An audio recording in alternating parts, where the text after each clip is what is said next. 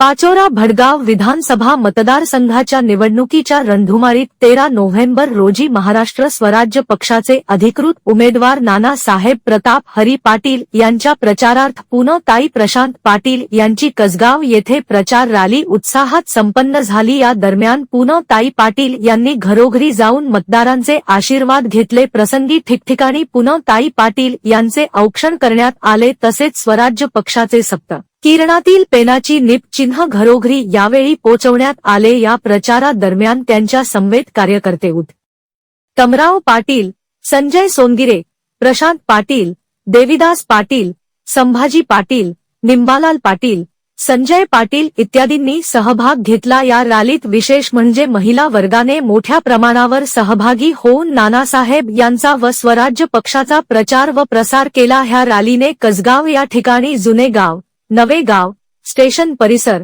प्राथमिक आरोग्य केंद्र परिसर, भडगाव रोड परिसर अशा सर्व ठिकाणी मतदारांच्या भेटीगाठी घेतल्या। या रॅली दरम्यान मतदारांनी नानासाहेबांना निवडून आणण्याचा विश्वास याप्रसंगी दिला। अशा प्रकारे ही रॅली उत्साहात संपन्न झाली।